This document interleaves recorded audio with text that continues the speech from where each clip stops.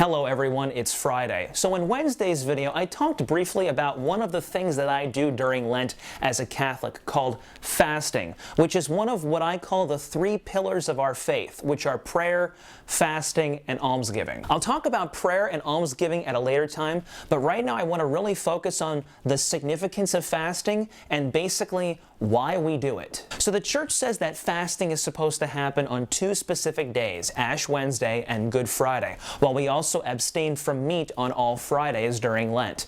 Now, according to my understanding, prior to Vatican II in the 1960s, all Catholics were supposed to abstain from meat on Fridays, which is a tradition that those in the Orthodox faith continue to do this day. The purpose of fasting, at least to me, is showing that I have control over the desires of my own body, and that denying myself something good does not put that particular thing in authority over me. Now, as I said in Wednesday's video, fasting is often associated with food, or at least for me it was when I was a child.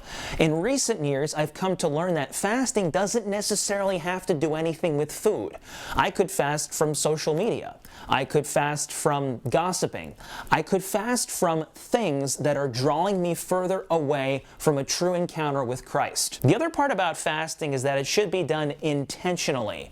I remember some of the things that I would fast from during Lent as a child, things like candy or sweets or ice cream, but I would treat it more as a challenge, which occurs to me now that that might not have been a bad approach to it, but there are so many other things that I could have fasted from that would have been more beneficial to me in the long run. So some of you watching may be wondering what I've decided to fast from during Lent, and 2 days into the season, I probably should have something chosen by now. While I haven't decided to give up any particular food item, I have decided to limit the amount of time I spend on various different social media platforms, including Facebook, Twitter, and YouTube. I am very well aware of the amount of time that I spend on these social media platforms, and while I won't be giving them up entirely, I will be limiting my time on them throughout Lent.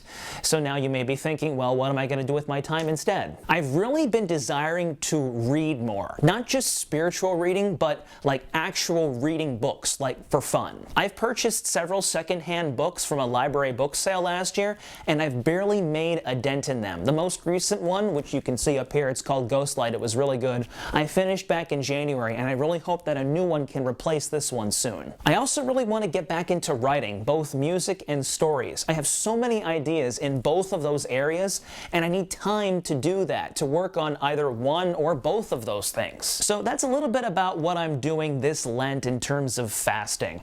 While the objects that I'm fasting from are good, just because I'm fasting from them doesn't automatically make them bad. I am not allowing this particular thing that I'm giving up, in this case social media, to rule my life. And by fasting from it, I'm acknowledging its goodness and saying to myself that I can control my desires. I pray that this Lent is joyful and fruitful for you all, and that whatever you decide to fast from is done intentionally and prayerfully. God bless. I'll see you all tomorrow.